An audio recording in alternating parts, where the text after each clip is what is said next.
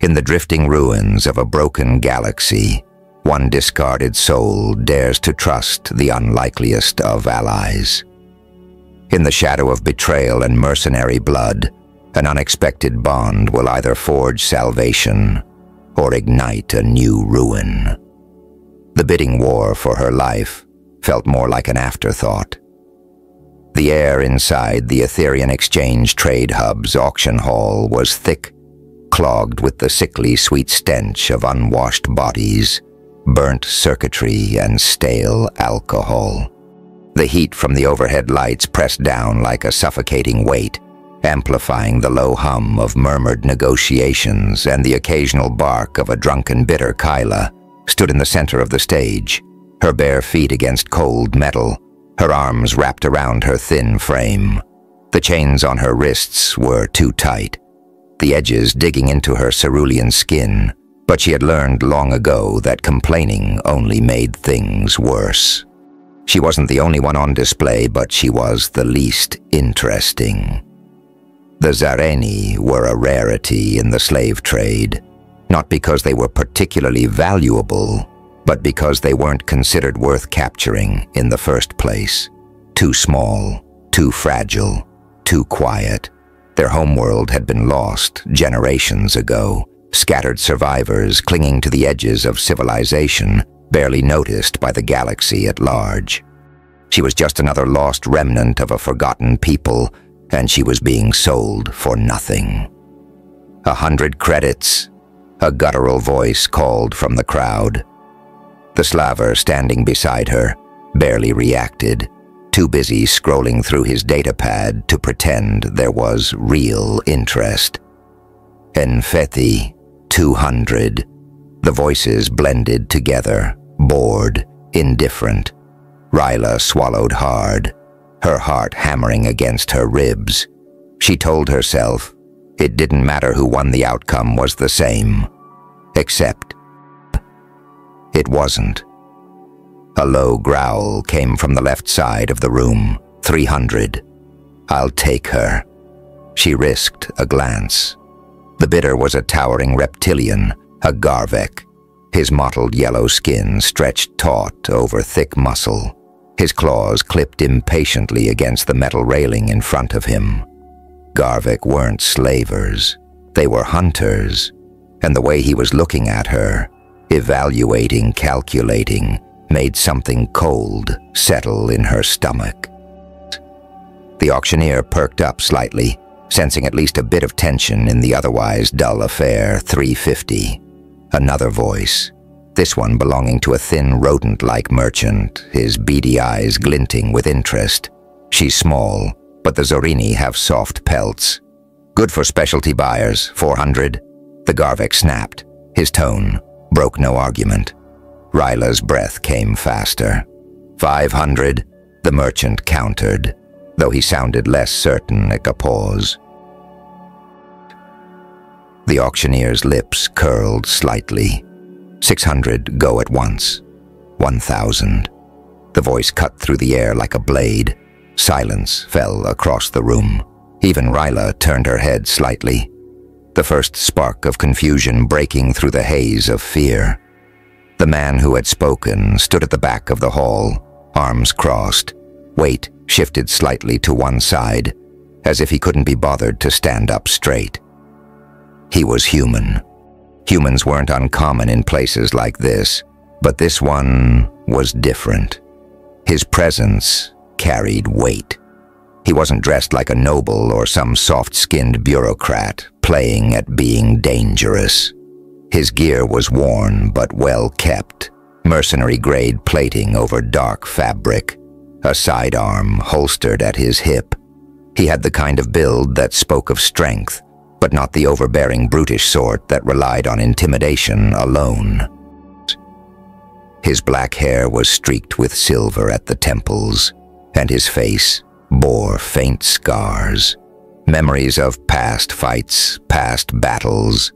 His gaze was unreadable, but there was a sharpness there, something calculating. Ryla didn't know why, but the moment he spoke, the room shifted. The Gerfak turned slowly, his slitted eyes narrowing. 1,000. "You're overpaying." "The human Cade," she heard someone mutter, shrugged. "Maybe. She's not worth that much. Don't care." The Gerfak let out a rumbling snarl, but he didn't bet again. Neither did the merchant. The auctioneer, sensing an opportunity to end this, quickly slammed his gavel down, sold, and just like that, Ryla's life changed hands. The transaction was finalized in seconds. Cade stepped forward, pressing a credit chid into the slaver's greasy palm without a word, then turned toward Ryla. She tensed instinctively. He didn't reach for her, didn't grab her wrist or shove her forward like she expected. Instead, he simply jerked his chin toward the exit. "Come on." She hesitated. His gaze flicked back to her unreadable. "Unless you'd rather stay here." She moved before she could think better of it. The walk through the auction house was a blur. The corridors were tight, the walls lined with dim red lighting that flickered from poor maintenance. The scent of burnt plasma residue and rust clung to the air, mixing with the distant sound of more auctions, more voices selling lives away. She was used to it, but this time was different, because this time she wasn't sure where she was going. Cade led her through a side entrance into the Void Gate platform. The ship waiting for them wasn't the sleek, polished kind that belonged to traders or aristocrats. It was a gunship, battle-worn but sturdy, its hull dark and marked with old impact scars. Void Seraph. She had no idea what that name meant, but it was painted across the side in bold, slightly faded lettering. Cade stopped at the bottom of the ramp and turned toward her. "You hungry?" Hera blinked. Of all the things he could have said, of all the questions he could have asked, that was what came out of his mouth. She stared at him, half expecting some kind of trap, some cruel joke. He just raised an eyebrow, waiting. But he wasn't. She finally managed. Her voice was hoarse. Unused to speaking freely, Cade regarded her quietly for a long moment.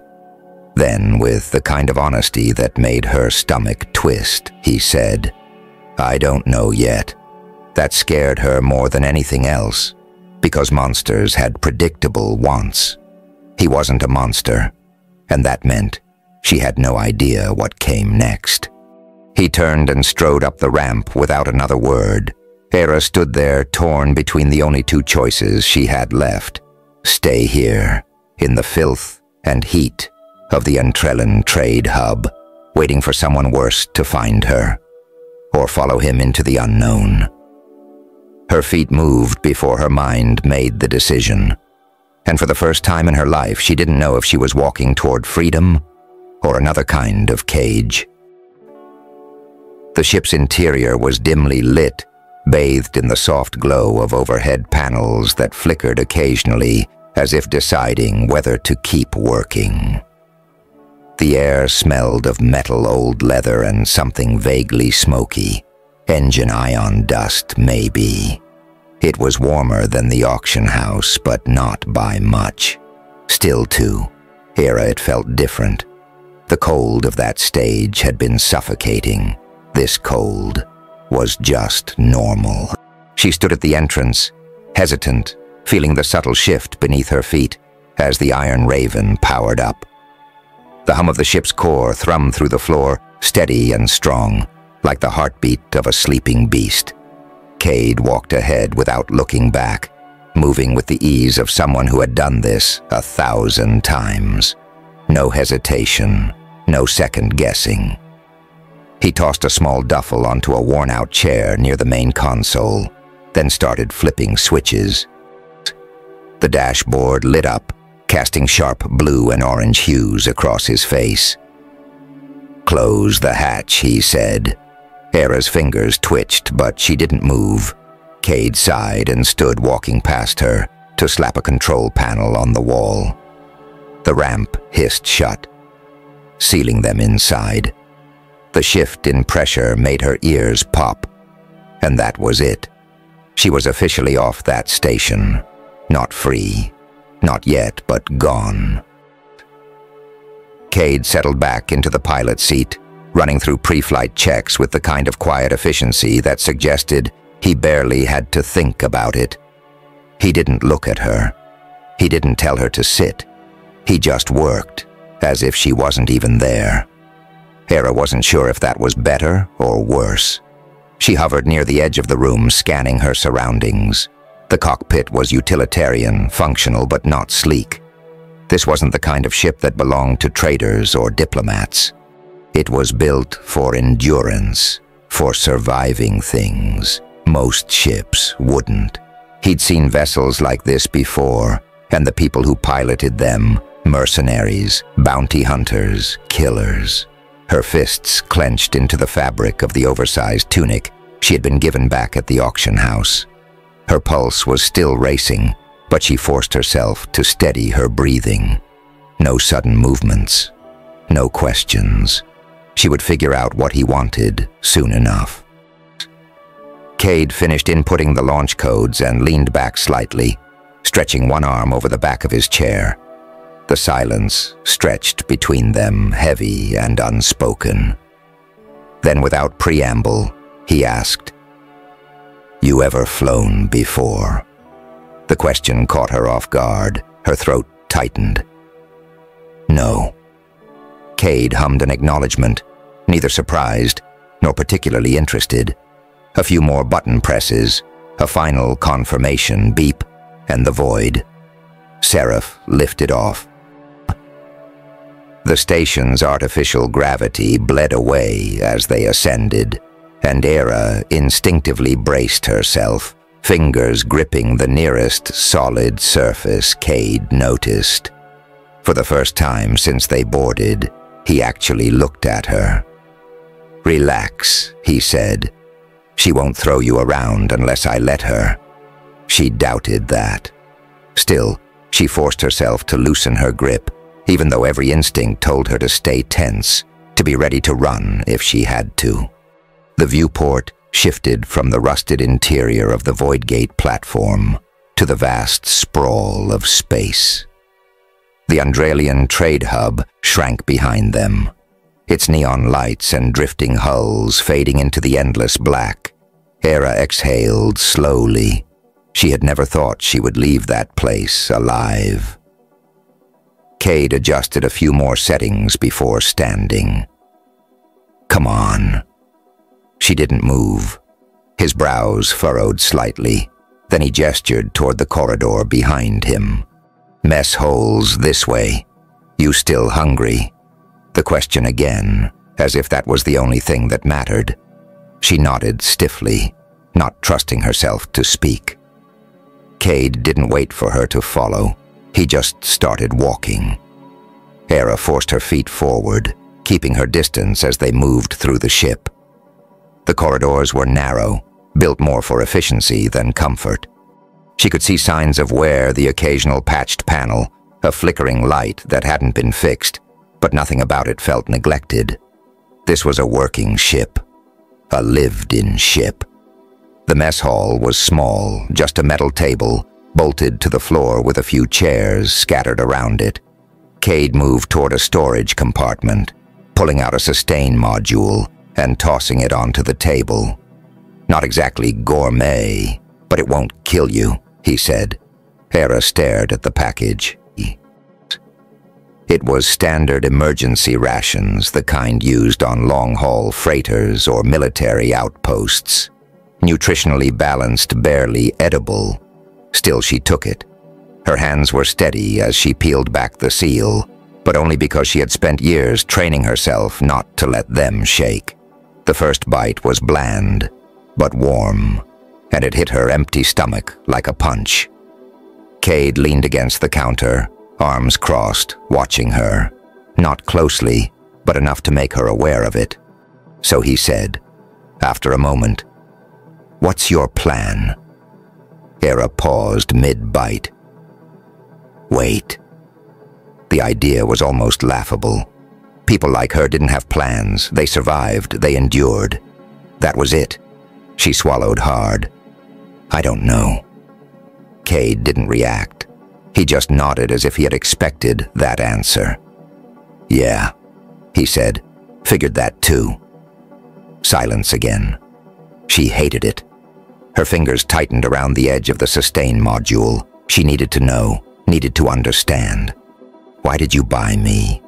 She asked, forcing herself to meet his gaze. Cade held her stare for a long moment, then exhaled through his nose like he had been waiting for that question. Didn't like the other bitters. He said simply, that wasn't an answer. Not really. Hera clenched her jaw. That's not a reason. Cade smirked faintly. It was enough of one.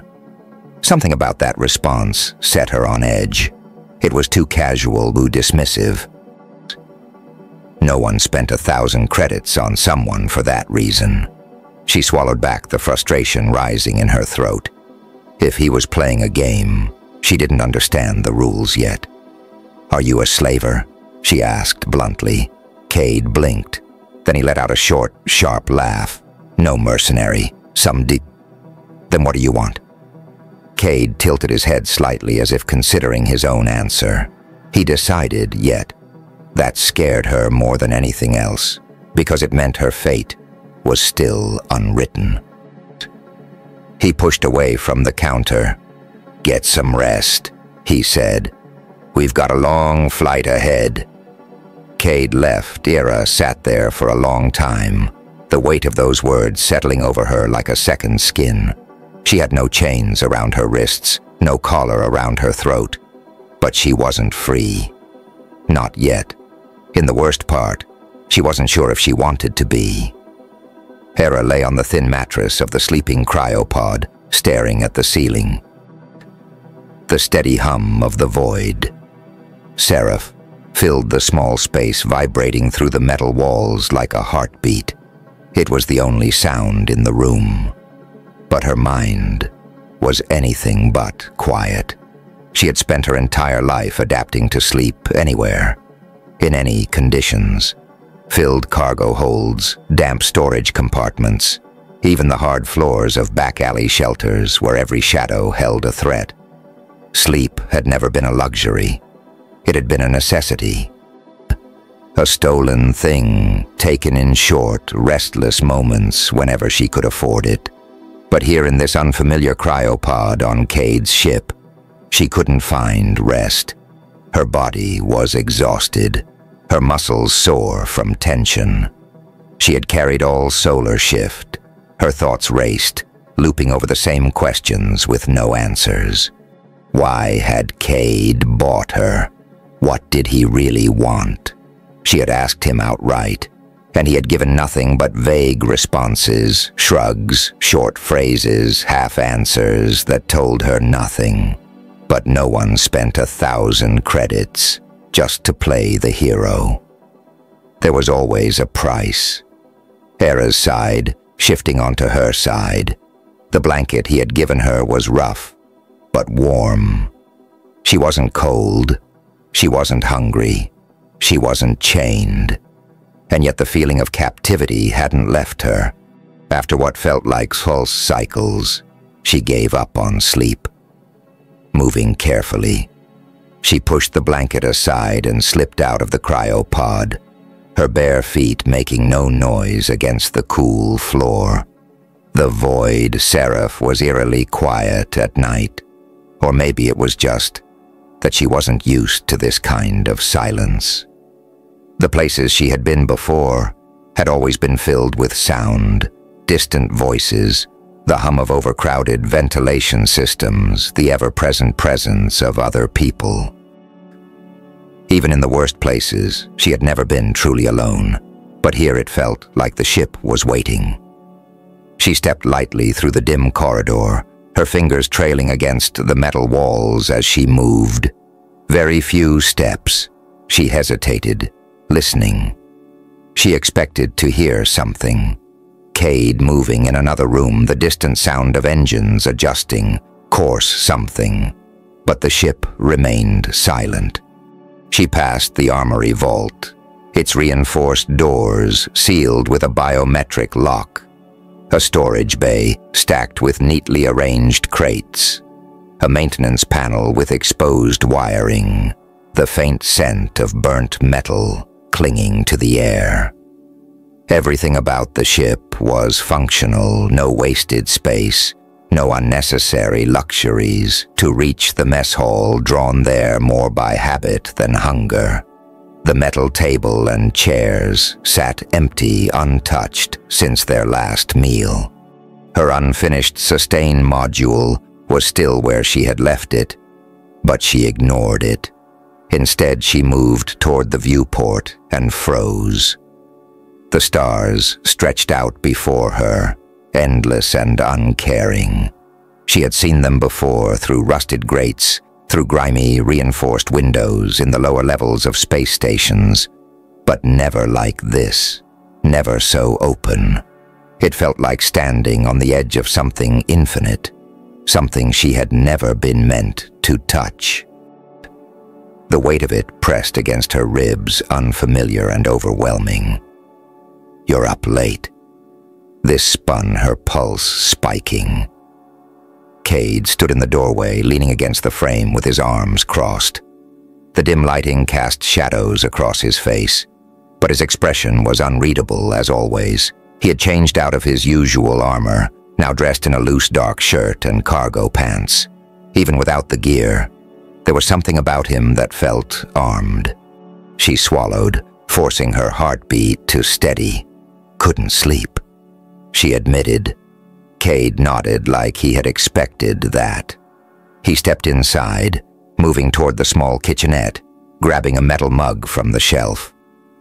A second later, the scent of strong calf filled the room. "You drink?" he asked, his voice casual. Hera hesitated. This was a test. Or maybe a trap. She had been given kindness before. It had always come with a price. But Cade wasn't watching her like he expected something. He just poured a second cup and set it on the table before taking a seat. He didn't push it toward her. He didn't tell her to sit. Just left it there. Hera stood frozen for a moment, waiting for the catch. When none came, she stepped forward, slowly wrapping her hands around the warm metal cup. She took a small sip. It was bitter, sharp but real. They sat in silence. Cade leaned back in his chair, his gaze flicking toward the viewport. "We'll be docking at Nexus Haven in a few solar shifts." Her fingers tightened around the cup. "I got a job lined up," he said simply. "Supply run. Nothing exciting." That was a lie. She could hear it in his voice. "And me?" she asked. Cade exhaled through his nose, watching her over the rim of his cup. "That depends." Her stomach twisted. "On what?" His gaze didn't waver. "On what you want." Her breath hitched. She had never been asked that before. She lowered her gaze to the table. "I don't have anywhere to go." Cade didn't react. He just took another sip of his Kaz as if he had expected that answer. "Then stay." Hera's head snapped up. "What need a place to be?" he said, like it was the simplest thing in the world. "I need a second pair of hands." Not much to it. Her chest tightened. This had to be a trick. No one gave something for nothing. "You don't even know if I can do anything," she said, forcing the words out. Cade smirked faintly. "You'll learn."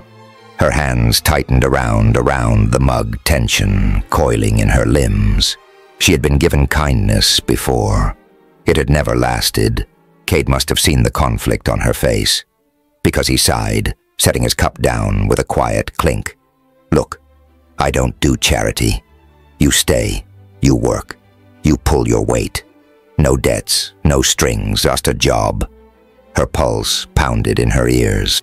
She had spent so long being a possession, a number on a data pad, a body to be used and discarded. And now this man, this mercenary, was offering her a job, as if she was a person. Her throat felt tight. She wanted to believe him, but belief had never done her any favors. Still, she glanced around the ship. It wasn't much, but it was more than she had ever had. And for the first time in a long time, she wasn't afraid of what came next. "Okay," she said softly. Cade nodded once, as if that settled things. Then he stood stretched and headed for the cockpit. Hera sat there long after he was gone, staring at the empty space he had left behind. The weight of his words settled over her. No debts, no strings, just a job. She didn't know if she believed that, but she wanted to. Hera had never stayed in one place for long. She was used to being temporary, a shadow moving between crowded spaceports, a forgotten figure in the back alleys of lawless stations. She never lingered, never left traces, never gave anyone a reason to remember her. Because being remembered meant being found.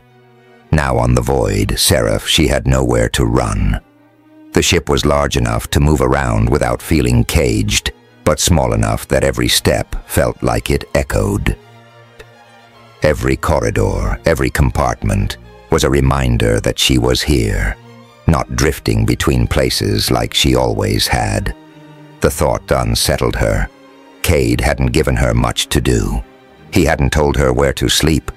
She had simply claimed the berth from the night before. He hadn't assigned her tasks, hadn't asked anything of her beyond existing on his ship. That more than anything made her uneasy. She wasn't used to waiting for the catch. She sat in the mess hall, fingers wrapped around a warm metal mug. The calf inside had long since gone cold, but she held on to it anyway, letting the sensation ground her. She stared at the dull metal table, listening to the steady hum of the ship. Silence. It wasn't empty. She had lived in places where silence meant danger, where the absence of sound meant someone was lurking, waiting for a moment of weakness, but the void. Seraph's silence was different. It was steady, unrushed. Like the ship itself didn't expect anything from her, but she didn't trust it. The quiet was broken by the sound of something heavy dropping onto the counter. She flinched before she could stop herself. Cade stood at the entrance, a metal crate in one hand, a fresh cup of calf in the other. He didn't acknowledge her reaction, if he had even noticed it at all. "You're up early," he said, setting the crate down and grabbing a sustain module from the storage compartment. Hera exhaled slowly. "You say that, like you weren't already awake?" Cade smirked, pouring himself a cup of coffee. "Fair point." She watched as he leaned against the counter, arms crossed, sipping his drink like he didn't have a single concern in the world. He was impossible to read, calm-controlled, always just there. She hated not knowing what people wanted from her. Hera set her mug down carefully. "What do you actually do?" Cade raised an eyebrow. "I thought you figured that out already." "Mercenary," she guessed. "Some too. Smuggler." On occasion, her jaw clenched. "That's not an answer." Cade exhaled, setting his mug down. "I take jobs. Some legal, some not. Cargo runs security contracts. The occasional retrieval job."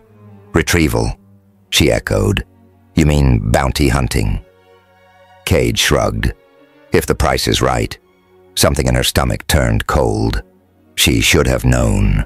People like him, people who lived on the edges of civilization, didn't have clean records. But the idea of him being a bounty hunter didn't fit. He hadn't treated her like prey. "You planning to sell me?" she asked. Cade went still. For a brief moment there was no smirk, no teasing remark. Just silence. Then he sighed, rubbing a hand over his jaw. "If I wanted to sell you, I wouldn't have wasted 1,000 credits just to keep those bastards from getting you." His voice was calm, steady, but there was an edge to it, something beneath the surface. Hera met his gaze, searching for cracks in the answer. Then why did you? Cade didn't answer immediately. Instead, he leaned forward, resting his hands on the table between them. You ever see what happens to people who get sold cheap? He asked. Hera stiffened. She didn't need to. She knew. She had seen the ones who never got high bids, the ones discarded, tossed to the worst kinds of buyers, the ones who didn't survive long enough to be resold. Her fingers curled into her palms. Cade's expression didn't change, but something in his voice made her believe he knew too. You're not the first person I pulled out of a place like that, he said, and you won't be the last. Hera swallowed hard. It still didn't make sense. No one did something for nothing. No one spent credits on a lost cause unless they expected something in return, and yet Cade hadn't asked for anything. She didn't know if that made him more dangerous or less. The silence stretched between them. Then Cade straightened, shaking off whatever thought had held him still. Come on, he said, gesturing toward the corridor. If you're staying, you should at least know how to do something useful. Hera frowned. I am useful. Prove it. The challenge in his voice sent something sharp through her. She pushed back from the table, standing. Fine.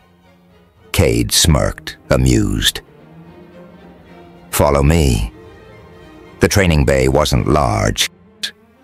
Reinforced flooring weapons racks lining the walls, a few sparring droids powered down in the corner. The air smelled of sweat metal and old plasma residue from previous training sessions. Cade walked to a panel on the wall and gestured toward the weapons selection. Pick. Something. Hera hesitated. She had handled weapons before. Knives, mostly.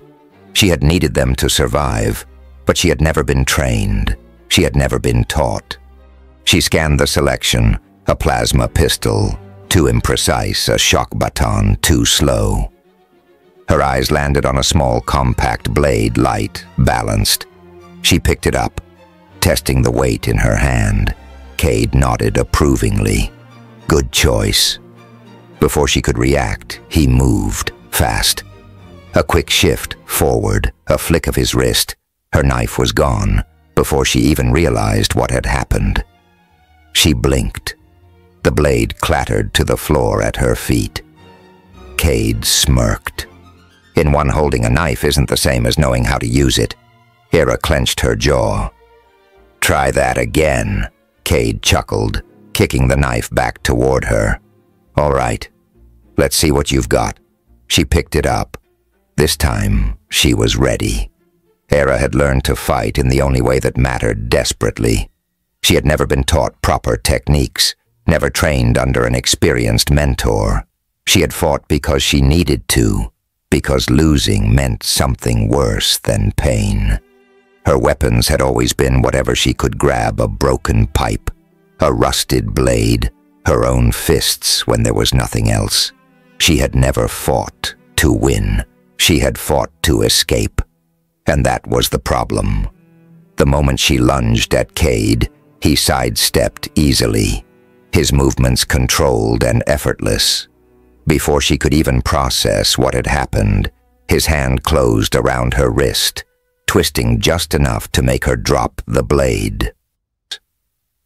Again, the weapon clattered to the floor and she clenched her jaw, yanking her arm free. She was breathing heavily, but he wasn't even winded. That's the second time you've done that, she muttered. Cade smirked. Maybe don't make it so easy. Hera glared at him, bending to retrieve the knife. The weight of it felt different now, less like a weapon, more like a lesson she hadn't learned yet. The training bay was small, but functional. The reinforced flooring built to absorb impacts. The air smelled faintly of metal and sweat, the walls lined with weapon racks and sparring droids that hadn't been activated. The lighting was dim, casting soft shadows over the space, making it feel like they were standing in the calm before a storm. Cade stood a few paces away, his posture relaxed, arms hanging loosely at his sides. He wasn't even armed. That made it worse. "You want to keep trying, or do you want to actually learn?" he asked.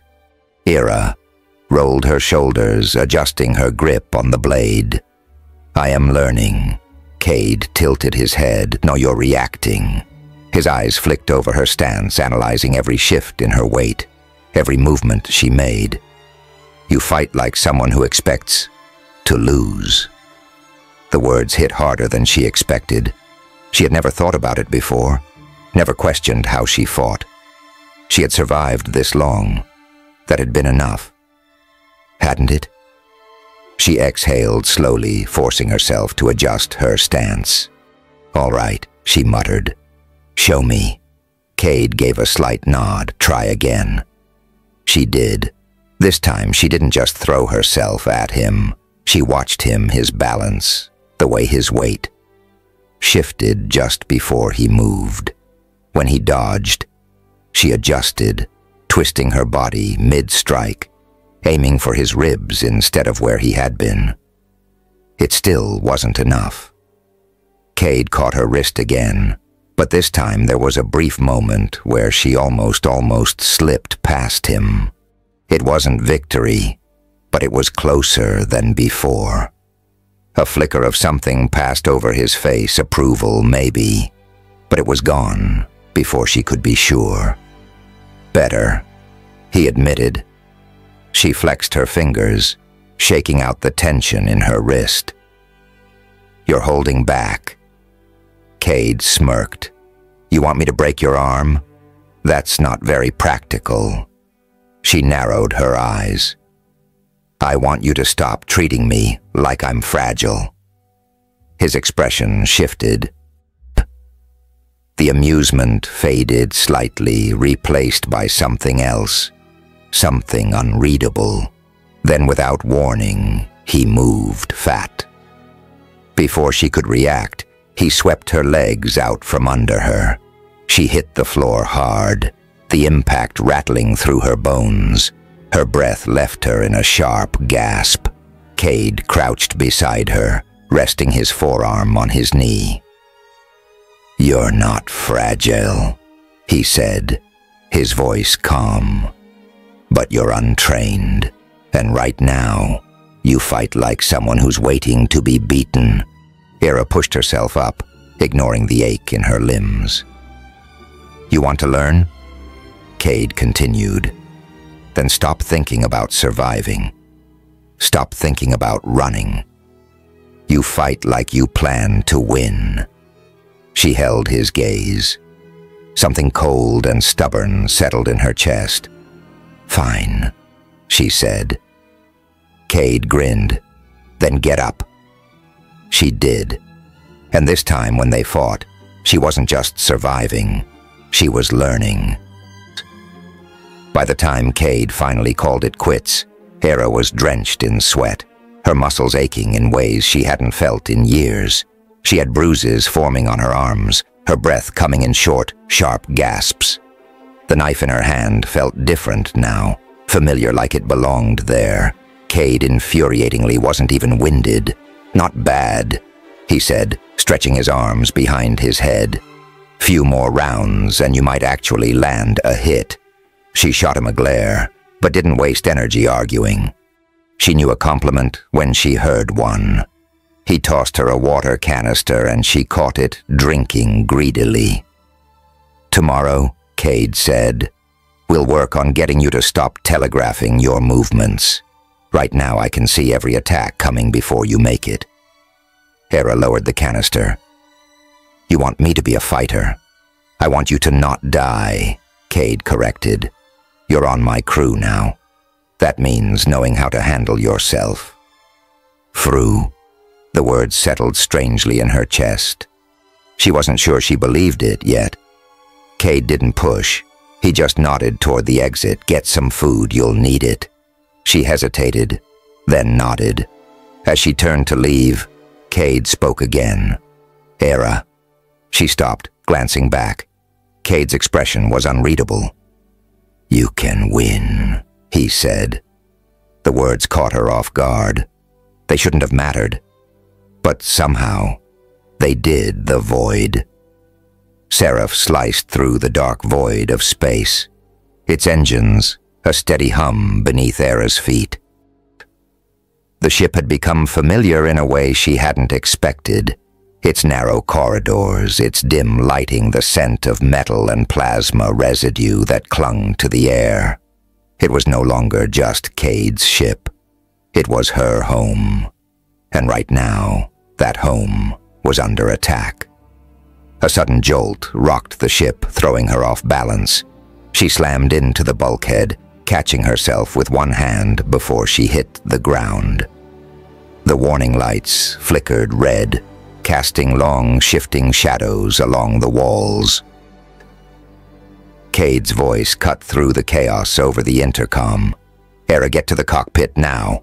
She didn't waste time questioning him. Her feet pounded against the metal flooring as she ran, dodging loose equipment that had been thrown from the shelves. The void. Seraph wasn't built for luxury, but it was built to last. Except right now, it felt like the whole ship was groaning under the weight of something far worse than turbulence. When she burst into the cockpit, Cade was already at the controls, his jaw-set eyes scanning the displays with practiced efficiency. "What the hell is going on?" she demanded. "Pirates," he said, voice tight. "They must have picked up our trail when we left Nexus Haven. They're trying to force us to dock." Hera's stomach twisted. She knew what that meant. Pirates didn't just take cargo. They took everything. Ships, supplies, and people. "How do we stop them?" she asked. Cade didn't answer immediately. His fingers moved across the console, adjusting the ship's trajectory, rerouting power. The void. Seraph shuddered under another impact, and the external sensors flared with proximity. "Warnings shields are holding for now," he said, "but they're running interference. They're not trying to destroy us. They want us alive." Hera swallowed hard.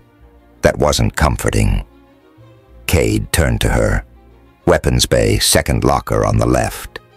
There's a rifle inside. Bring it here." She hesitated for half a second before bolting down the corridor. She had been in the weapons bay before, but this was different. The hum of the ship's systems was now accompanied by the distant thud of energy blasts against the hull. It felt like the whole ship was waiting, holding its breath. She yanked open the locker and grabbed the rifle. It was heavier than she expected, its grip cool against her palms. When she returned to the cockpit, Cade was already adjusting their position. He took the rifle from her, without a word, checking the charge before tossing it onto the co-pilot's seat. "Strap in," he ordered. She barely had time to obey before the ship dropped. Her stomach lurched as the Void Seraph dove hard to the left, engines flaring as Cade pushed the thrusters to full. The stars outside blurred as they veered into a sharp roll, narrowly avoiding another blast from the pursuing ship. Cade's knuckles were white against the controls. "If we can't outrun them, we're gonna have to outsmart them." Hera's breath came fast. "How?" A smirk ghosted across his lips. "Ever seen a dead ship before?" She blinked. "What?" Before she could finish the thought, Cade cut the engines. The sudden silence was deafening. The hum of the thrusters vanished, the artificial gravity flickering for half a second before stabilizing. The ship lurched, but then nothing. They were drifting dead in space. Hera's heart pounded. "Cade, quiet," he muttered. His eyes were locked onto the sensors, his breath slow and controlled. "Let's see if they take the bait." The pirate vessel slowed its weapons, powering down just slightly as it approached. They were scanning, waiting. Hera's fingers curled into her seat. Every instinct screamed at her to run, to fight, to do something, but she forced herself to stay still, to trust him. Seconds stretched into eternity. Then the pirate ship moved in closer. Cade's hand hovered over the controls, waiting, calculating. The moment they were within range, he slammed the throttle forward. The void. Seraph roared back to life, engines blazing as they surged toward the enemy's ship at an impossible angle. "Hold on," Cade shouted. Hera barely had time to brace before he fired. The ship's forward cannons unleashed a barrage of energy, catching the pirates off guard. Their shields flickered violently under the assault alarms flashing across their hull. They had expected easy prey. They hadn't expected Cade. The enemy vessels swerved hard, trying to adjust, but Cade was already ahead of them. He twisted the Void Seraph into a Titan spin, bringing them behind the pirate ship before they could retaliate. A second blast rocked their hull, and then silence. The enemy ship powered down its systems, fried engines flickering uselessly. Cade let out a slow breath. That's more like it. Hera sat frozen, her pulse racing. "Did we just?" She swallowed. "Did you just outfly pirates?" Cade smirked. "Would have been embarrassing if I didn't." She exhaled sharply, half in disbelief, half in something dangerously close to admiration. Cade flicked a switch, setting their course back toward open space. The danger was over. For now, he glanced at her. "You all right?" Hera hesitated, then nodded. Cade's gaze weighed on her for a moment before leaning back in his seat. "You did good." Her chest tightened. "I didn't do anything." "You didn't panic," he corrected. "That counts." She frowned, but didn't argue. Silence settled between them, different from before. The kind of silence that wasn't empty but understood. For the first time, she wasn't thinking about escaping. She wasn't thinking about what Cade wanted from her. She was thinking about what came next.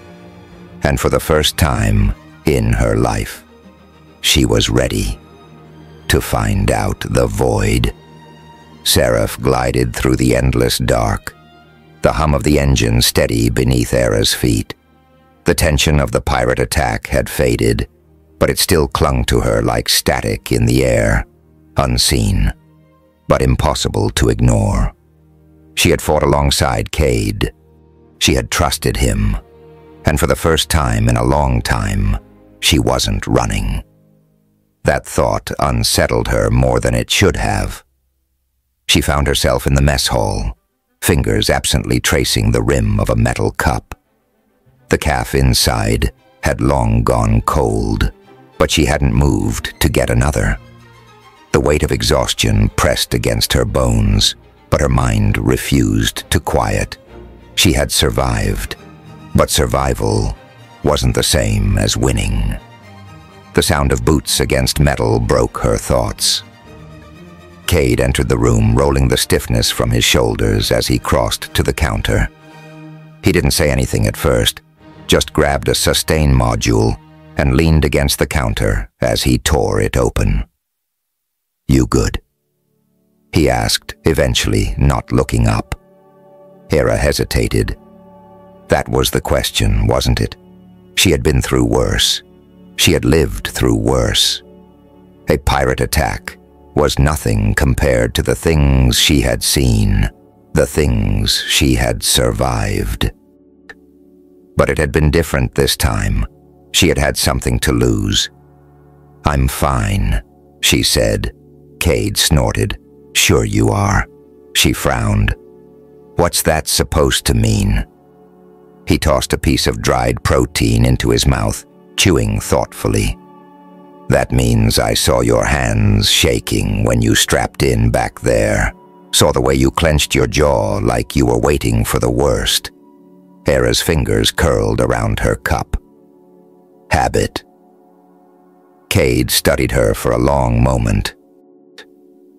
Then he pushed away from the counter, moving toward her with an ease that was almost lazy, except it wasn't. Cade never just moved. Everything he did was deliberate, controlled. He pulled out the chair across from her and sat resting his arms on the table. "You ever been in a fight like that before?" he asked. She exhaled through her nose. "Not in a ship. Not with someone else at the controls." Cade nodded, as if that answer didn't surprise him. He leaned forward slightly.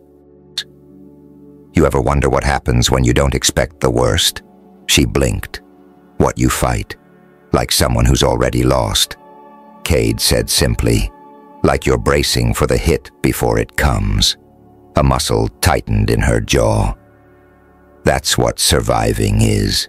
Cade tilted his head slightly. "Maybe.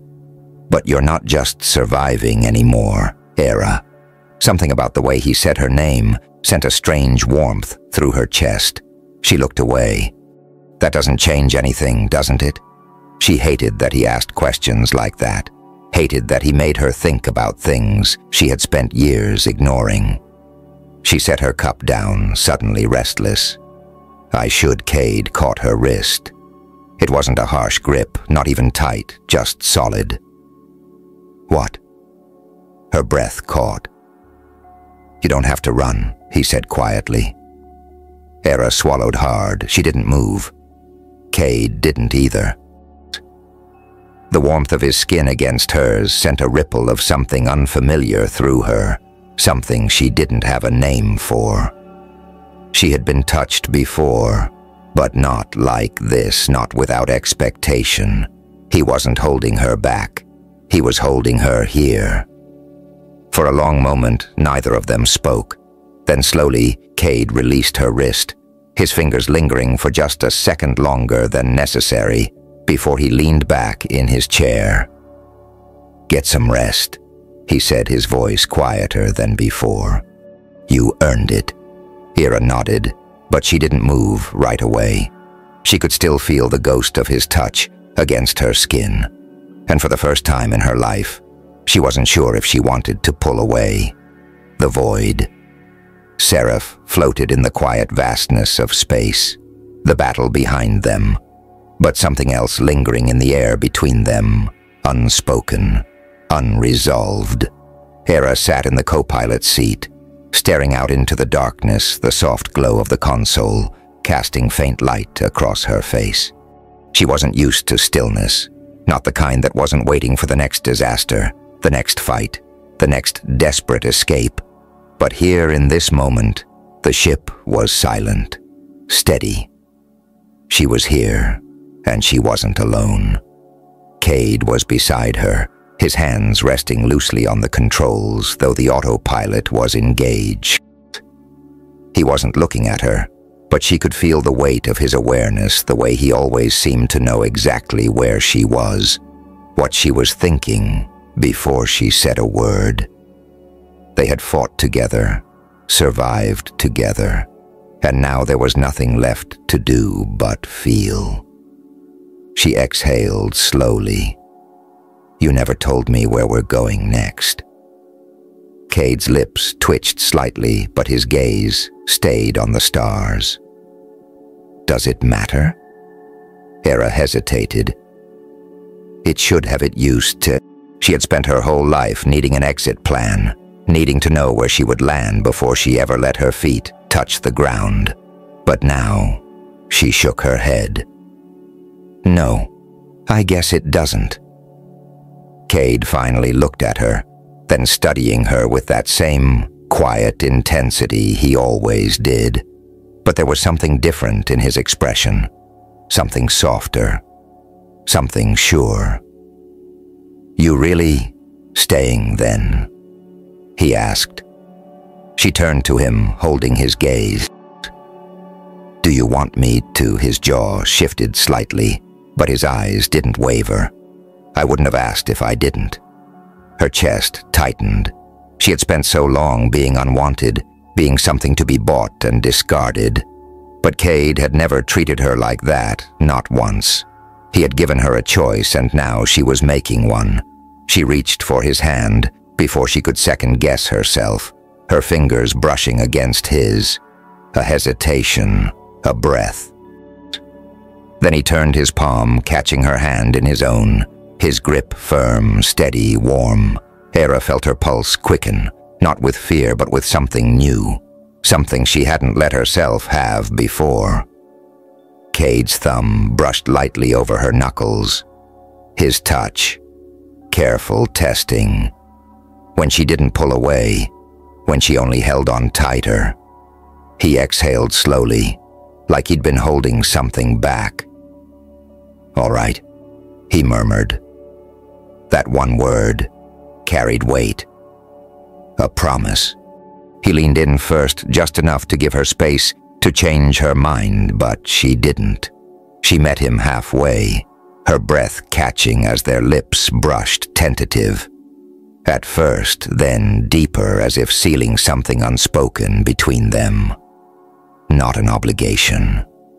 Not a bargain. A choice. When they finally pulled apart, Cade rested his forehead against hers for just a moment, his breath warm against her skin. "Where to next?" she whispered. His smirk was slow, lazy, hers. "Anywhere," he said, "as long as you're with me." And for the first time in her life, Hera didn't need an escape plan. She had already found where she belonged.